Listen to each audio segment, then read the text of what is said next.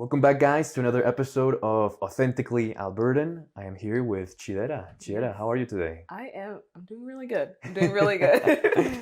How's this morning been to you? You had a good breakfast? I did. I had cereal. Nice. Very, very simple. Very, very, No,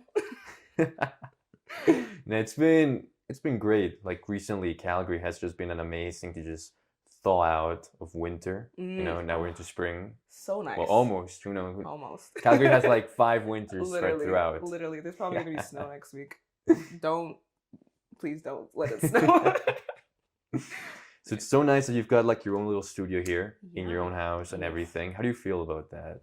I think it's good. I think for me, as a student and as like someone who, is working, doing school, I think that having it at my place is really good. But I'm looking to expand and do bigger things, better space. But as of now, I like it. It's nice. Yeah. It serves its purpose. It serves its purpose. Yeah, Exactly. there you go. Exactly. And what type of studio are you looking for? What does it need to expand, to facilitate your needs? I think for me, with a studio space, I really want a space where I can like host people, host workshops, more space to just like be creative, to film, to paint, to do everything that I want to do when it comes to art. And I think that when I'm looking for a space, I'm looking for something with all those things. And so it's kind of that, And what are you drawing right now? What are you painting? I'm painting this portrait. I don't have a name for it yet. I feel like my names for my pieces kind of come when it's done.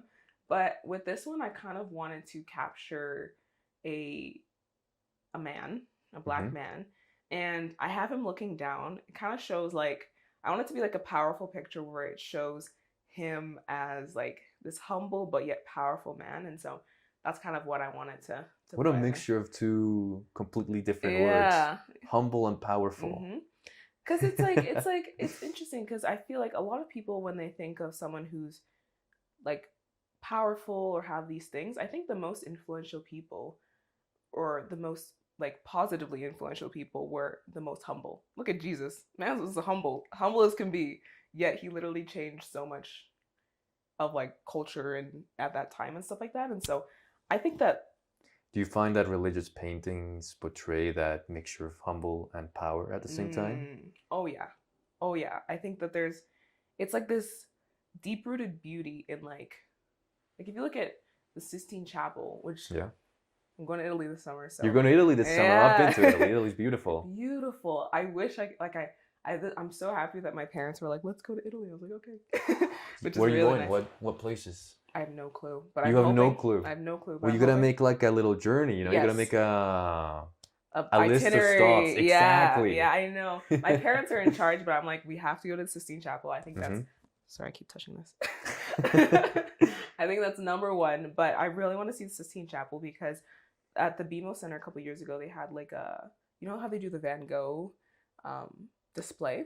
Yeah, like they lock you in a room and they put a bunch of Van Gogh paintings all around you. But they had it with Michelangelo in the Sistine Chapel. And I was like, this is beautiful. I need to see this in person. But with those pieces, it was something that it's like this underlying beauty and power to them, yet they were so like, I don't know. It's just, it's the awe that comes with it, but it was almost like a humble awe that comes with it. And it portrays the human being and the image of the human being. And so that's why I kind of like, I like those two words juxtaposed together. So yeah. And being able to display that on art is such a skill, and get that message across. Yeah. I hope it so turns out. It's a challenge. No, it's a good challenge to have. Exactly. And I'm sure you'll find inspiration in, again, going to Italy, looking at these religious paintings. Yeah. Because like you said, it mixes in that juxtaposition together. Yeah, exactly. If you are going to Italy though, I suggest you go to Florence. Because Florence is big on artistry. Okay. When I went there, they had all these sculptures of, was it Michelangelo who made David? Yes. Yeah. Yeah. They had sculptures like that. So it also shows kind of like the human anatomy and all that Yeah. You just don't get stuff like that anymore. No. Yeah. Huh. I love that. No, definitely that's gonna be a stop then. I'm forcing my parents. We gotta all go to Florence. I didn't go inside the Sistine Chapel, unfortunately, but I did see it. Okay. I did see it. Yeah. I'm It's a big assuming it's line. yeah. That's what I was about to say. I'm assuming it's a big line. Yeah. Yeah, and I think you can't record when you're in there. I don't know why. Well, I haven't been in there. I can't tell Yeah, you. from what I've heard, I might be completely wrong and like just speaking for no reason, but I think it's like you can't record the paintings and stuff like that. I don't know if it's because the flash degrades them or something like that. I don't But know. if you're recording, you're not flashing That's the them. thing. I don't know. Yeah, Maybe it's so I don't know. maybe it's just like keep your cameras inside. Yeah. What does that actually do? The flash. Like, how does it harm the paintings? Do you know? I have no clue. You're a painter. You should know this. I feel like I should. I actually, the funny thing is that I actually started painting, oil painting last summer. So before then, Okay. yeah, before then I used to be completely digital. Okay. Yeah. Wow. Yeah. That's crazy. So you started out in digital. Now Yeah. you're like, okay, let's do this. Boom. Let's bring my art out into the physical realm. Exactly. Yeah. I find that for me, so growing up I did a lot of pencil, pen and ink. I played around with acrylics and stuff like that, but what I landed on was digital painting because it opened up this world of experimentation with my art. I was able to play around with color. I was able to play around with like different things, and I found that with digital art I could be more expressive and all these things. And a lot of what I learned in my digital art, I like the oil painting feel, and so I like to implement that into my digital art, like the same like technique I would use with oil painting. I would like do like an underpainting, and I would do like the sketching and stuff So like you that. wouldn't, when you were doing the digital art, you were doing the same workflow that you're doing right now. Yes, exactly. Okay. And I would like work on the 1 or 2 layers kind of thing, like because it's like one canvas, so you Yeah. just like keep painting over it. And when I came to oil painting, it was one of the things where it was kind of seamless because I was like, oh, I understand color theory. I understand how painting like people's faces work and stuff like that. I can just Transfer that skill. it. Yeah, Boom. and I fell in love with oil painting because it's one of those things where it's very, it slows you down. It slows you down, especially if you want to work like layering things on top of each other. This piece I started a week ago, and I'm just picking it back up because it's just finally dry now, so I can layer things on top of it. And so I gotta take a look at it. Yeah. I feel like you gotta point out. Yeah. You gotta take your paintbrush and just say, okay, well, this is the second layer. This is the third layer. Well, this one right here, I just this side I repainted yesterday, because I actually just bought a new tube of paint, and I guess the oils weren't great, and so it kind of like left a streakiness to it. So I was like, I don't like that, and so I painted over it yesterday, and I was like, okay, that's better. And then yeah, you just kind of like keep going until you get what you want. And I like with oil painting is that yes, it dries slow, but that's also a good thing because it's like you can carve out the face, you can move paint around. It's very forgiving, which I really appreciate about oil painting. Yeah. How do you decide what to start with whenever you're painting? Like obviously the sketch you try. Yeah. You know, you put the pencil down there, sketch it out. Yeah. But I don't know if this is being childish or just me just being ignorant. Yeah. But I thought people started with the background and then put whoever was in front. For me, I find that I start with blocking in the person first, because that's where I find that it helps me frame the painting. The background, as you can see, I don't know if you can see on the camera, but here I kind of painted in a little bit of the background to kind of give not the whole background just yet. I paint it last, but I find that painting a little bit of the background, the color kind of informs your actual painting here. So as you can see here, a lot of these like secondary highlights are blue. They have a little bit of blue in them. And that kind of is the background informing the piece. Like if you're outside and you're standing in like a forest, I don't know, a green forest, the light around you is going to reflect onto you. And when you're painting, you want to have the background sort of in there. It doesn't have to be fully in there, just to kind of remind you that like, okay, the light is going to hit off like different things and the light is going to reflect off you. And so I think that that's important to keep in mind here. Like even this has a little bit of blue in there. Like that highlight has a little bit of blue in there. A little bit of blue? Yeah. I don't know if you can see it. Oh yeah. Just a little yeah, there bit. It is. Just a tiny bit. Tiny okay. bit. But for me, that's kind of how I understand these things. But yeah, that's how my mind works. I don't know if it's correct, but it makes sense to me, you know? That's such a sharp attention to detail. Yeah, thank you. Yeah. Yeah.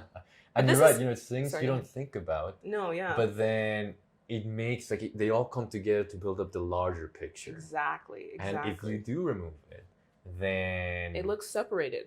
yeah, it doesn't looks, look one it one looks piece. different. Yeah. It's sort of like, you know, people who don't know music, they don't appreciate the bass in a band. Yeah. But have you ever listened to a song without a bass in it? Doesn't sound the It same. doesn't good. Yeah. Doesn't sound the same. Yeah.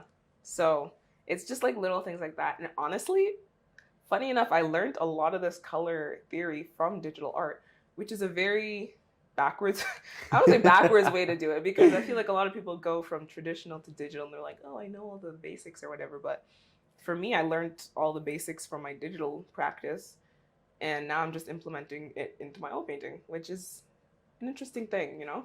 I mean, who knows in the future, because every kid's going to have an iPod. So That's it might true. start out digitally and then And go do the traditional. real thing. They're like, take me back to the nostalgic times when we used traditional art. But I mean, think about photographers, for example. You know, a Mm. lot of them start out in digital now. yeah, Whereas before, they had to start out with film, and then digital was way expensive. yeah, Right now, they start out on digital, and then they want to go back to film. yep. Yeah. I think people are missing that. People want to go back to a time where things were simpler, you know, and I think that people going to film cameras and people doing all those things, it shows that people want to go to a time when things were simpler, things were easy, things made sense. I you know? think it's the ability to sort of feel it, you know, to have it in your hands. Yeah. Because I imagine with digital painting, unless you print it out, Yeah. it's kind of just stuck to your phone, right? Exactly. Unless there's, I don't know, maybe posters or like a digital poster that portrays it. All back there. Yeah. Yeah. Yeah, Um, no, I think that I still love digital art. Don't get me wrong. Like I still do it. I want to end up teaching it because I think it's something that's difficult to kind of get into. People think it's easy, but it takes a while. But I do really like what oil painting has given me in terms of like peace when painting. I don't know. It's I can just sit here in silence or with music on and just paint for like hours and just, you know, brushstroke, you know, and it's great when you can mix in music into what you're doing because it yeah. carries time faster. Exactly. I remember back in high school, I used to be in calculus. Oh, Yeah, in that like yeah, little IB class. yeah. And once you get the problem, Mhm. once you understand what you're doing, because it's really a series of, you know, the same problems, Yeah. and each one has a trick to them. But Yeah. once you figure out that trick, the rest just become easy. It sort of just unlocks it. Yeah. And I remember listening to music, listening to countless albums, discovering new music, just working on my calculus homework there. Yeah. It makes time go faster, like as you said, like And it uses a different part of your brain too. yeah. It's strange like that. Yeah. Music is crazy. So what kind of music did you like listen to? Oh, I discovered like old stuff, like 70s, Mm. Steely Dan. Okay. Yeah. Interesting. See, you're going back to that nostalgic time, you know? But I've always been like that. I've always been like Okay, that. yeah. I'm an only child who grew up with adults. Okay. So I've always been very, I don't know, in touch yeah, with the that. past. Yeah. Which is a good thing. I feel like your music taste is probably really good then, because it's like It's all over the place. yeah. I But got I feel lots like of things. that's the best kind of music taste. Like I feel like people who just like everything, but like know what they like is very like they have good music taste. You know what I mean? So props to you for that. But yeah, no, I love that. I love that. If we didn't get copyright strike, I'd put it on right now. Yeah. No, I music is something that it's like it just gets you in it. You know what I mean? Gets You in play the an zone. instrument? I used to play the cello. You which used to is- play the yeah. cello. Wow. Which is so random, but I'm like, No, that's great. I mean, I I'm- used to play the flute. no way. Yeah. I just love the like classical music hits differently, and I loved the sound. I kind of wish I could pick it up again, but it's like $1,000 to like get a cello. Anyways, but I love the sound of a cello. Like it's rich, but it's like deep, and it's just like it carries. I don't know. I really like it. I kind of wish I can get back into it. But the flute though. I picked it up when I was 9, and Yeah. then it was fun. It was Yeah. fun for a while. Yeah. When did you pick up cello? Grade 7. Grade 7. Yeah. Okay, so you were like part of the middle school I band. was part of the middle school band. Like they had a program at my school where they offered like string instruments, and I was like, okay, I think that'd be cool to pick up an instrument. And so I went and I chose the cello. Everyone was like, oh, give me the viola, give me the violin. And I was like, I saw this big thing, me, this tiny little girl. I was like, I want a cello. And it was like, I would put my cello like backpack on my back and it'd be like almost the same height as me.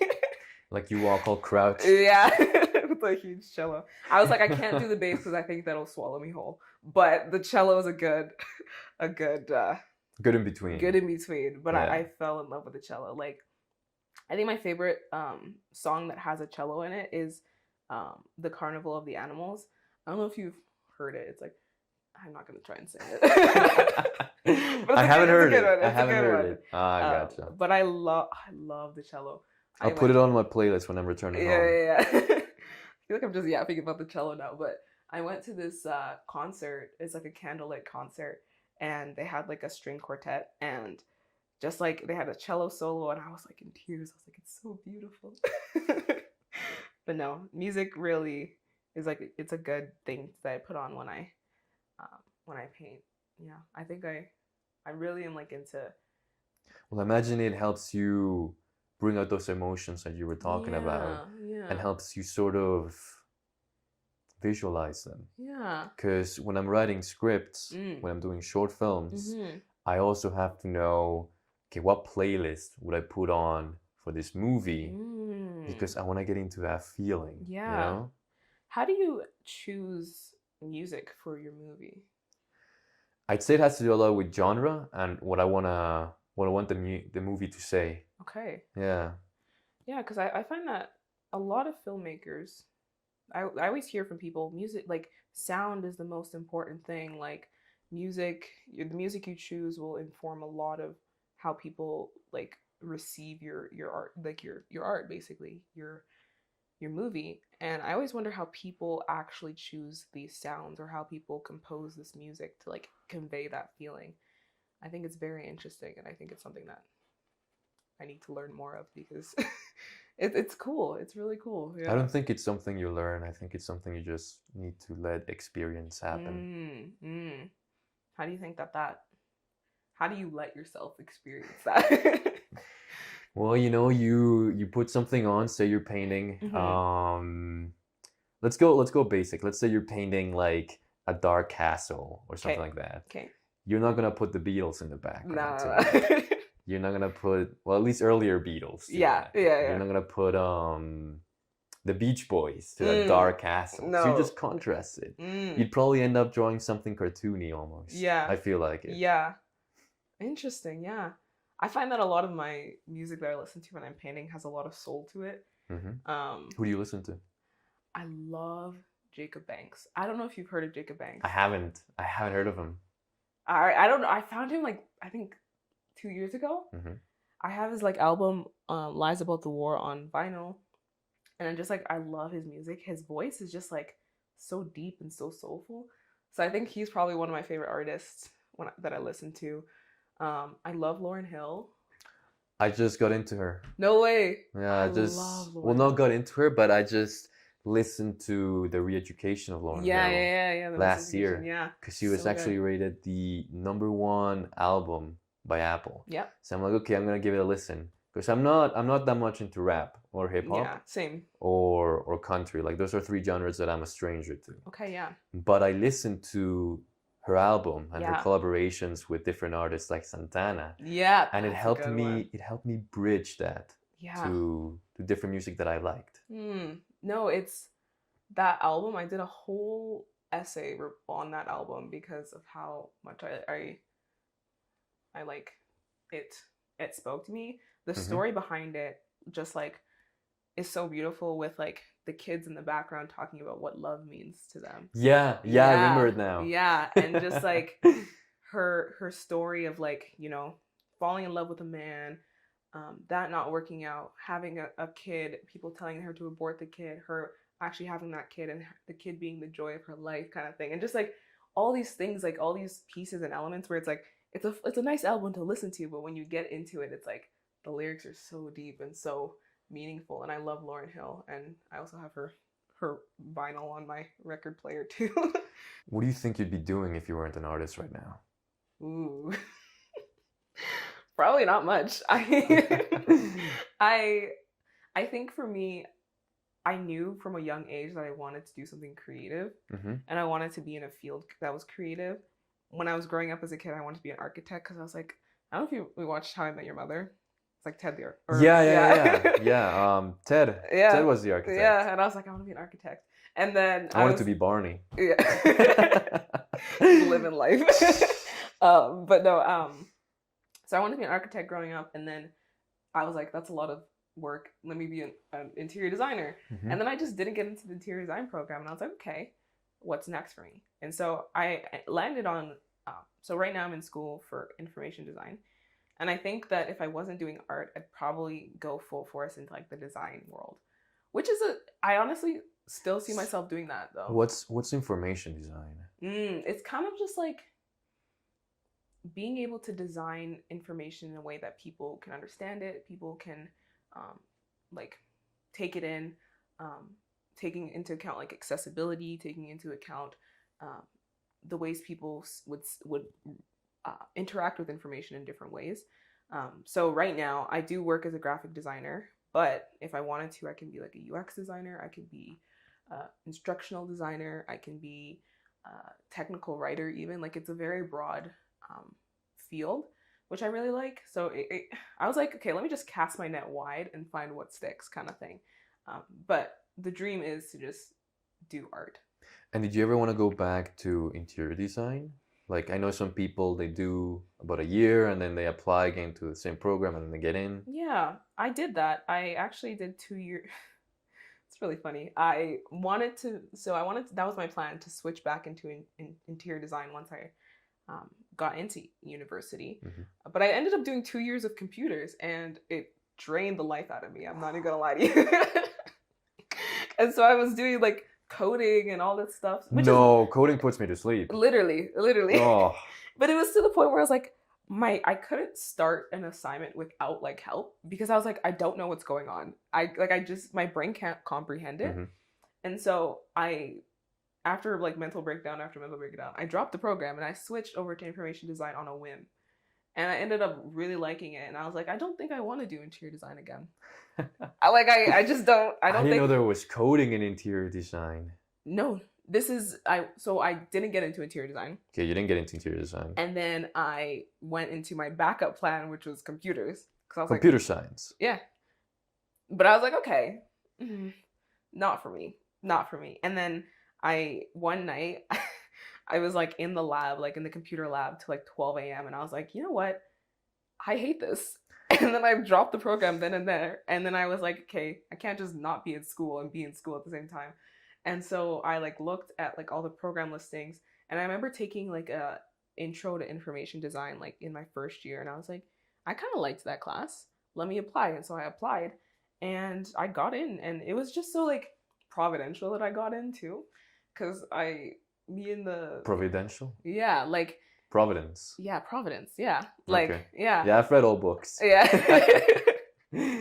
No, but it was cool because you have to interview to get into the program, and me and the interviewer, we bonded over St. Augustine, his Confessions book, because one of the questions is what was the most recent book you read, and I told him, and he's like, no way, because he was Jewish, and I was like, you're Jewish? I'm Catholic. Wow. And so we bonded over that, and then they accepted me on the spot. But it was really cool, and I think that this program has opened a lot of doors for me to pursue design in that way. And so yeah, I think interesting. It's really cool. Yeah, you can still mix in your art with it. Yeah, exactly. So that's that.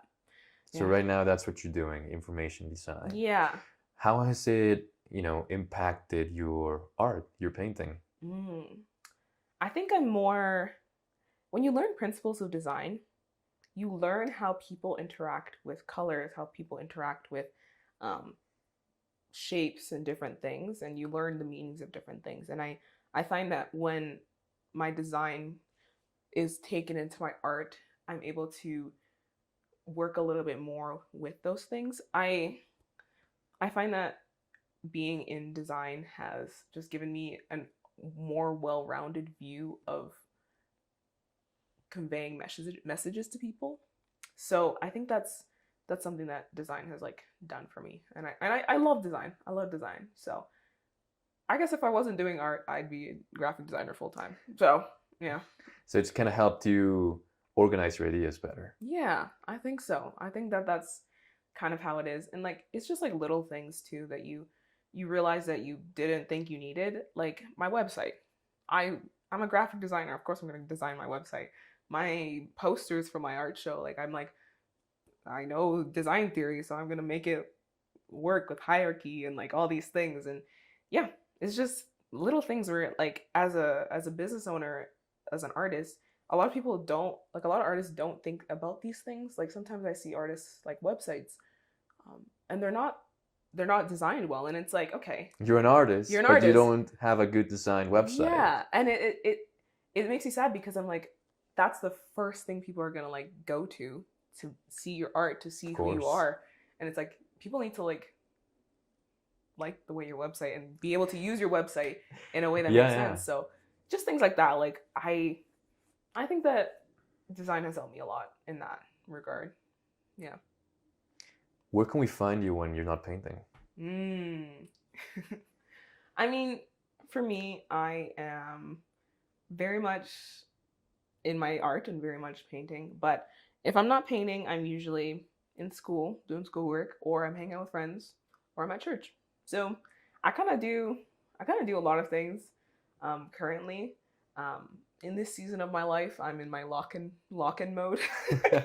I think everybody is when Yeah, winter comes. yeah, exactly. Yeah. So when I'm not doing art, I'm either with my friends, with my boyfriend, at church.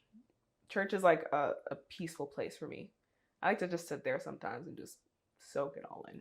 I think as a creative person, you need to have your escape spot.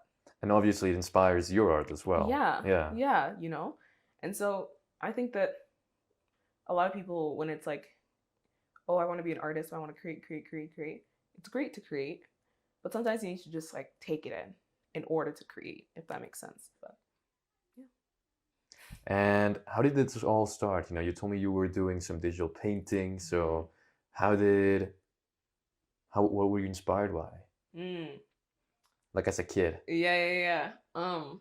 So I have 3 brothers, Mm-hmm. and my big brother, I feel like I was a copycat with his life. Anything he did, I did. Okay. And so he would play basketball, I went to go play basketball. He would play soccer, I went to go play soccer. He would do this, and he used to draw a lot, and he used to like do all these like anime drawings and stuff like that. And as a kid, I was like, I want to draw too. And so You drew anime? yeah, I used to draw like that's how I learned to draw. Like there was one artist that I used to like watch all his tutorials online when I was a kid. His name was Mark Curley. Mm-hmm. And I used to be like, how to draw anime eyes, how to draw this, and I used to like just like draw all the time. And then when I got to junior high, I took an art like class.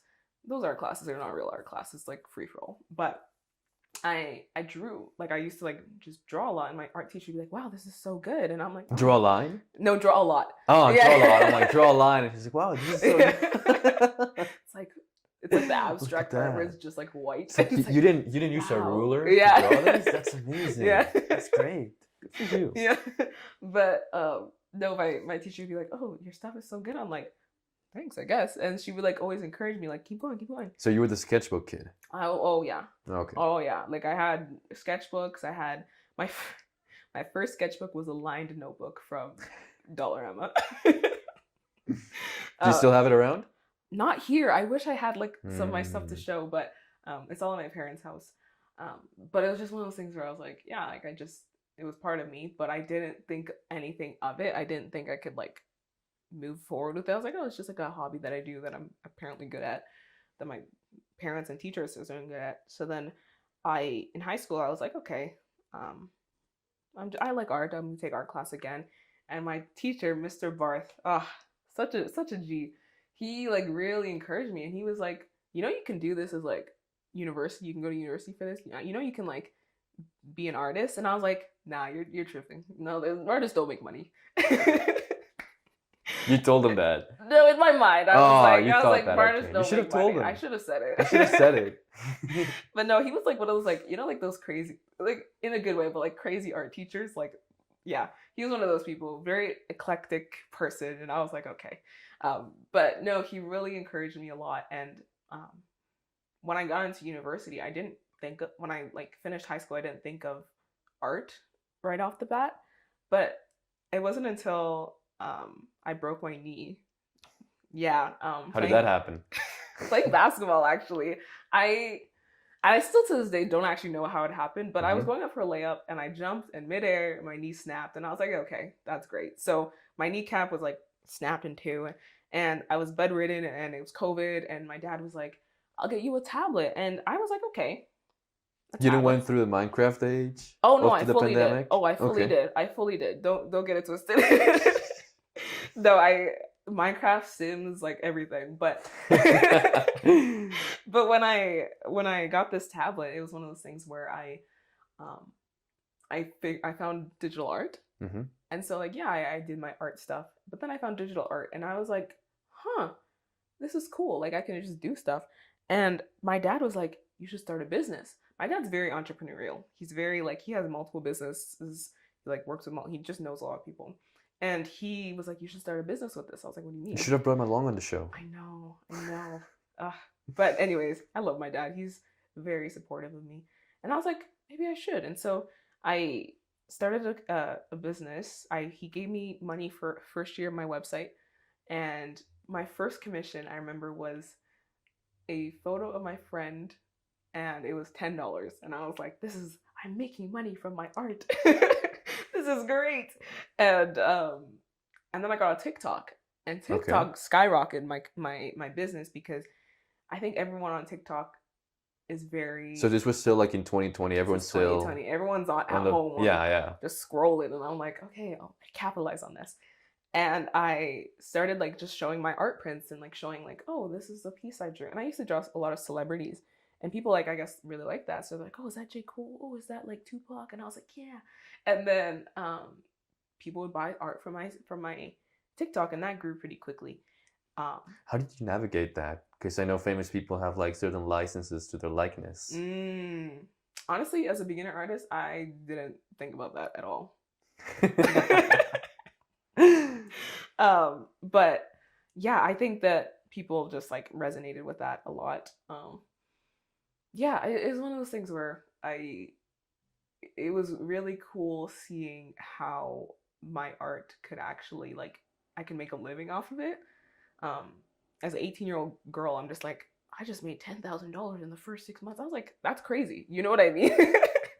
But for a pandemic, wow, yeah. During the pandemic. Yeah, and I was like, I can actually do this. And at that moment, I was like, okay, this is something that I actually want to do, because art is something I find so much joy in it. Like, it just brings me so much joy, and I'm like, okay, I can actually make a living out of it. I can do what I love to do. Why wouldn't I? So imagine you just forgot about your broken leg. Like it was that impactful. Literally, I was when my crutches going down to the basement, my little desk was set up. I was just for hours in the day, like, because the moment when COVID hit, our schooling, like, it froze our grades. So I got experience with that. Oh yeah. And so whatever I did in any of my classes just like wouldn't affect my grade. And so I was like, I'm not doing school anymore.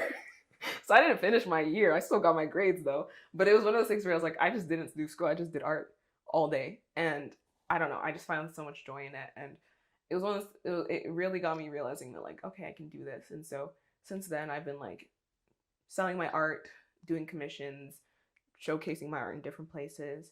But it's funny because like this year is my first ever solo exhibition dedicated with a theme and with like a thing, like a like Well, you yeah, had to build up to it. I feel You like I couldn't did. just like put it out in 2020, first month exhibition. I don't think so. Yeah, I don't no, think you had so. to build up to You it. gotta build up to it. You have to build relationships with people. I think that over the past 5 years, I've been like building relationships with people in the art community, building relationships with people who admire art, you know, like things like that. And you can't just throw it out there. I mean, you probably could if you know what you're doing, but I didn't know what I was doing. So, but yeah. And how do you find, um, back then during the pandemic, you're still doing digital art. Mm-hmm. Did you dabble on physical art? No, Or actually. when did you start? I actually, the moment I found digital art, I was like, this is the greatest thing ever. And then I kind of like neglected my physical art.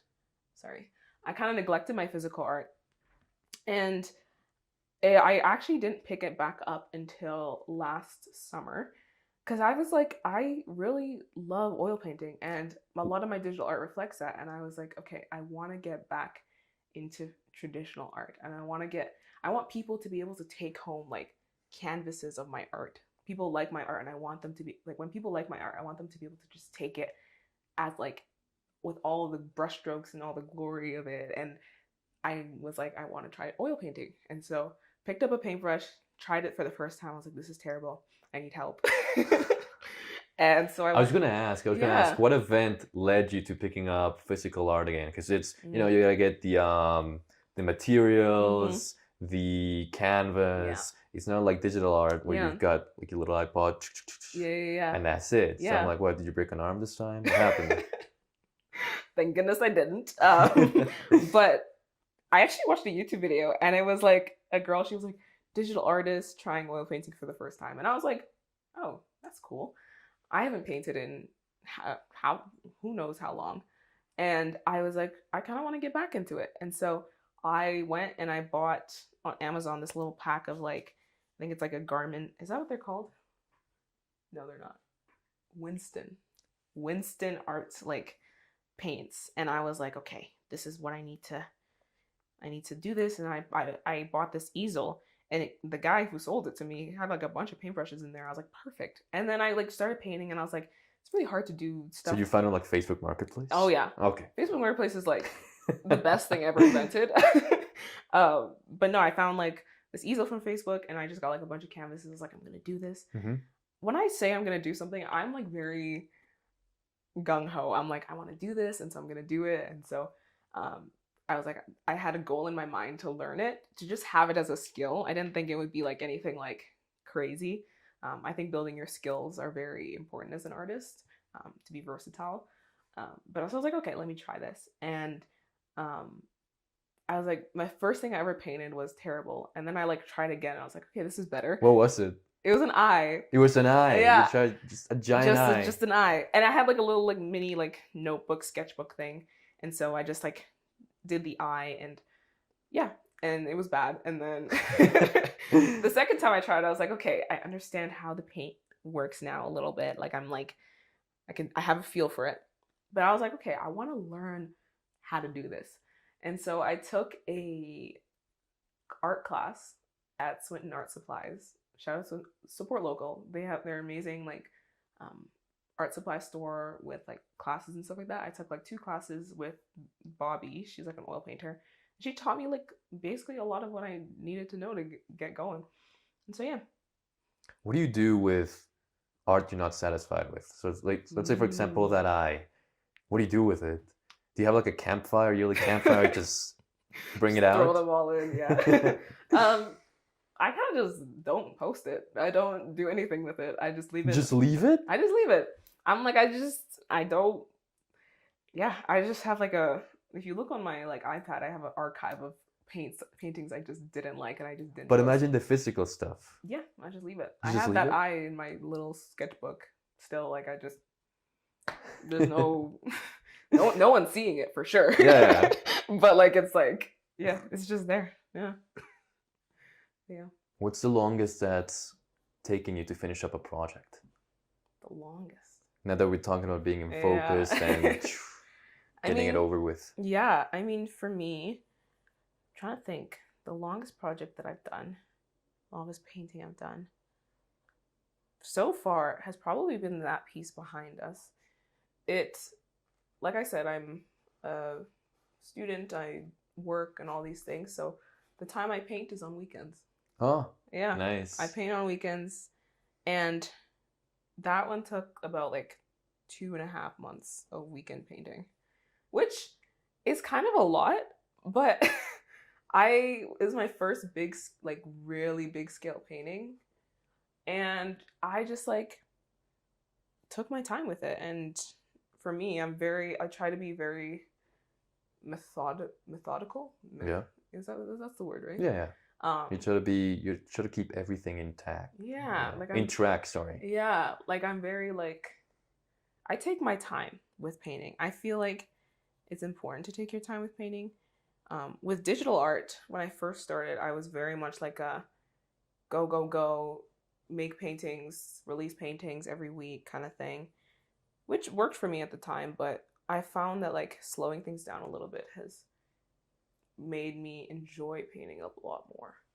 And so I take my time. Like this one's been taking a minute too, you know? How long? I started it last week. And then I had to wait for the paint to dry. And now I'm like picking it up again. But from last week, I've worked on it one day, and then yesterday, and now today. So it's been almost like 3 days, a couple hours each day. That's what I've gotten so far. So I feel like I can speed it up a little bit. It's interesting because people are like, oh, you can do like live paintings and stuff like that, which I really want to get good at painting faster to do live paintings, but I'm not there yet. And that's okay to say that you're not where you want to be yet. And that's the journey. That's progress. So what's this big art show that's happening in May? I wanted to get to it, to build up to it. Yeah. So my first ever solo exhibition, it's kind of around that idea that I kind of talked about before with the innate value of the human being. It's called Echoes. And with it, I want people to like kind of, like see that they are valuable and see that they are like echoes of the divine. You know, like I talked about my faith a little bit, and I believe that we're all made in the image and the likeness of God himself. You know, like the image and likeness of God himself. And I want people to understand that and understand that they have value because they just are. You know what I mean? And yeah, being echoes of the divine is something that I wanted to kind of outline in this showcase. And it is my first ever solo exhibition, just me exhibiting my art on a theme. And it's a big thing for me. And it's something that I hold very dear to my heart. And it's a message that I hold very dear to my heart. And I think that I hope people can like resonate with that message as well. And I don't know, I think it'll be fun. Like I want to have a caterer, I have music, I have performers from really like talented artists here in Calgary, talented musician and poet. And yeah, I want people to be able to resonate with that and just enjoy themselves in that space. And so shout out the musicians. Oh, Malika and Tola. So Malika, she's a singer, and her voice is just like so good, and her message too is just really beautiful. And I kind of think that her music comes from her and comes from who she is, and so just from like the performances and just my talks with her, like she's very in tune with who she is, and I think that that's perfect for my show. And Tola, she's such a talented poet, and her work speaks also to her experiences and all these things, and I think that it's perfect for my show. And I'm hoping to get maybe some more people, but I think those two are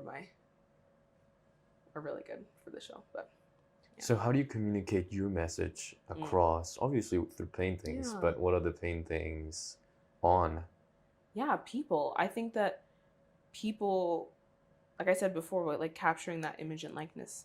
I think that when you capture people, it's like you're taking part in that story of creation. Like my name, Chidera, which is where my Dara comes from, is derived, like it's like Dara is derived from Chidera, and Chidera, means what God has written, which I think is so dope. You know what I mean?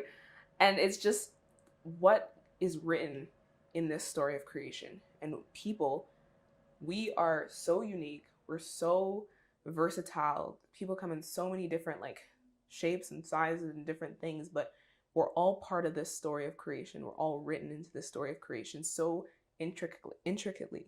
You know what I mean? And so my subject matter is just people, because I think that it's a simple way to convey that, like, we are pieces of art in a way. You know what I mean?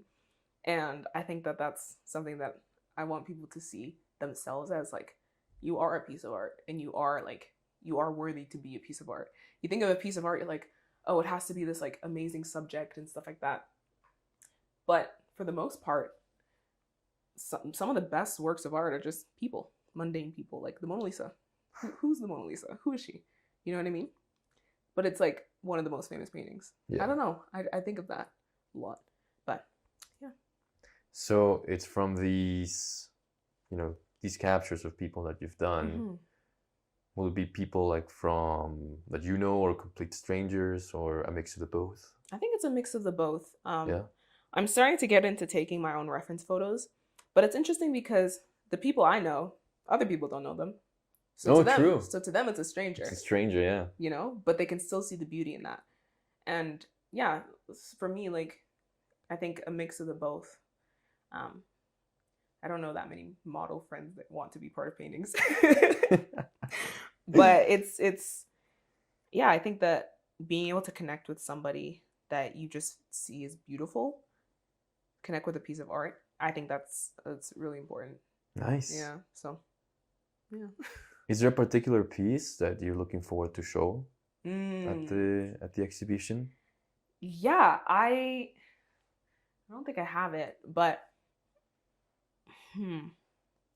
there's a lot that I'm looking forward to showing. But a lot of my original oil paintings, so this one, the one behind me, and just a couple other.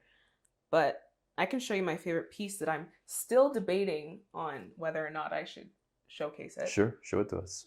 But do you want to grab that big red one? So this piece is probably one of my favorite pieces I've ever done. Mm-hmm. I don't know. I think not only like technical wise, I think it's great. But I think that it conveys this. It's based on this feeling and notion of having confident trust in who you are, whose you are, and knowing that you're secure in that. And when I thought of that, I just thought of this like woman being like basked in the sunlight, and having that warmth, but also like that humble like trust that it's like it's gonna be good. And that's kind of what I wanted to convey in this piece.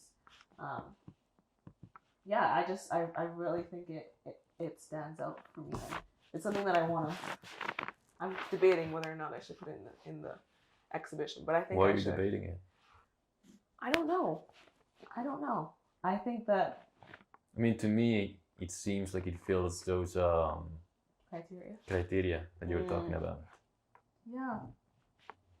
As an artist, sometimes, I don't know for me, but I can like a piece, but I'm like, do other people like that piece? Which is a terrible thing to think about. I think that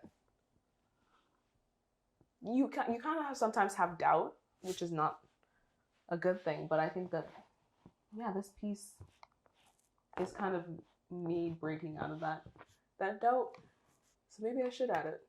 Was there a specific model?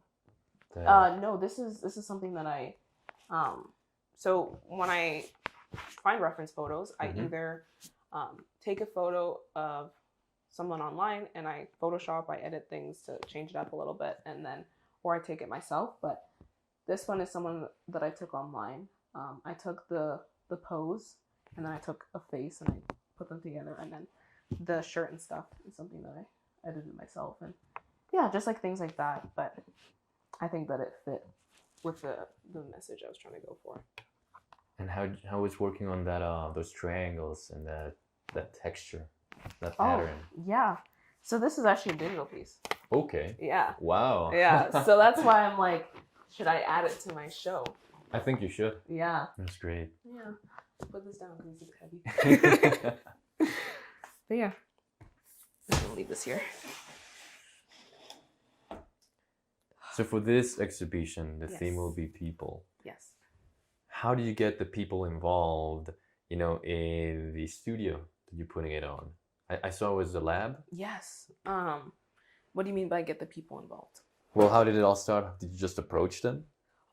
Actually, my friend, her name's Lara. She is super cool, and she was like, you should come to this event they're hosting at the lab. And I for months I was looking for a space. I would find like different spaces that they were like small but like it was nice, or I'd find places that were like big but it wasn't like my vision or what I was looking for.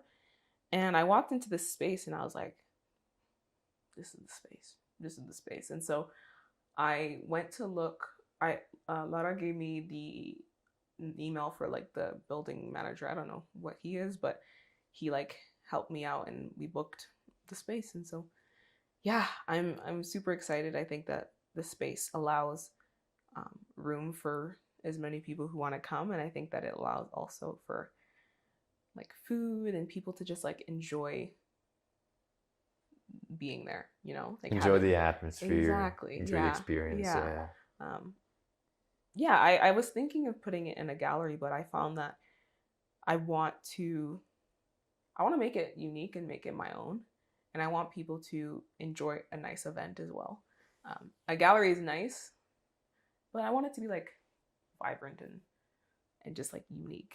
So yeah, that's I get what you mean. Yeah, but eventually I'm trying. Like I have some other ideas for some new exhibitions, maybe future down the line, like a couple years from now, that I want to do some paintings on. But maybe those will be in galleries. But I don't know, wherever life takes me. And when people leave after seeing it, mm-hmm. What do you want them to think about? I want them to really reflect on their purpose in this earth, and I want them to reflect on why they're here and the importance of why they're here. Yeah, this is an idea that I hope I can execute, but in this exhibition I want to have sort of a mirror wall where people can, it's like a bunch of mirrors, and it's going to be like gold plated mirrors, because gold for me represents value. And when they look at these framed mirrors, they see a piece of art themselves. And so that's something that I want to add in the exhibition, but it's all kind of going to tie it together, hopefully nicely. I have all these big ideas. I'm like, okay, I need to execute.